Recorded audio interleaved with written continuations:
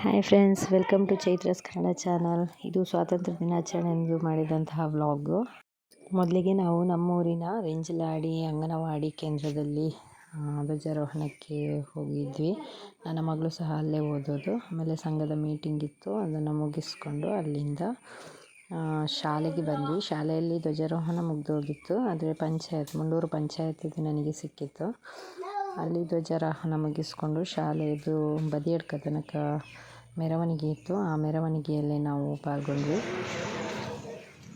ನಾನು ಸಹ ಹಿಂದಿನ ಸಲನೂ ಮೆರವಣಿಗೆಯಲ್ಲಿ ಹೋಗಿರಲಿಲ್ಲ, ಹಾಗಾಗಿ ಈ ಸಲ ಹೋಗಿದ್ದೆ. ನನ್ನ ಮಗಳಿಗಂತೂ ತುಂಬ ಖುಷಿಯಾಗಿತ್ತು. ಅಣ್ಣ ಎಷ್ಟು ಸ್ಪೀಡಾಗಿ ಹೋಗ್ತಿದ್ದಾನೋ ಅದೇ ಸ್ಪೀಡಲ್ಲಿ ಅವಳು ಅವನ ಜೊತೆನೇ ಹೋಗ್ತಾ ಇದ್ಲು.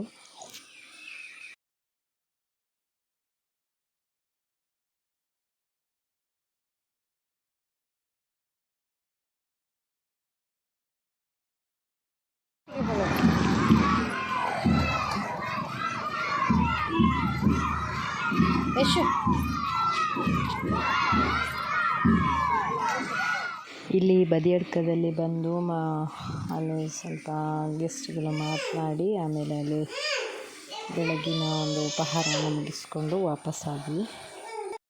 ಅಲ್ಲಿಂದ ಪುತ್ತೂರಲ್ಲಿ ನಯ್ಯ ಚಪ್ಪಲ್ ಬಜಾರಲ್ಲಿ ಒಂದು ರಸಪ್ರಶ್ನೆ ಏರ್ಪಡಿಸಿದ್ರು. ಅದರಲ್ಲಿ ನನ್ನ ಮಗ ಕೂಡ ಆನ್ಸರನ್ನು ಹಾಕಿ ಭಾಗವಹಿಸಿದ್ದ. ಫಸ್ಟ್, ಸೆಕೆಂಡ್, ಥರ್ಡ್ ಅದು ಮತ್ತು 7 ಸಮಾಧಾನಕರ ಬಹುಮಾನ ಎಲ್ಲ ಬೇರೆಯವರಿಗೆ ಸಿಕ್ಕಿತ್ತು. ಬಟ್ ಪಾರ್ಟಿಸಿಪೇಟ್ ಮಾಡಿರೋದಕ್ಕೆ ಅಂತ ಹೇಳಿ ನನ್ನ ಮಗನಿಗೂ ಸಿಕ್ಕಿದ್ದು ಆ ಬಹುಮಾನ ಒಂದು ಪೆನ್ ಇತ್ತು. ಅದರ ನಂತರ ಮರಾಠಿ ಸಮಾಜ ಸೇವಾ ಸಂಘದ ಕೊಂಬಿಟ್ಟು ಇಲ್ಲಿಗೆ ನಾವು ಹೋದ್ವಿ.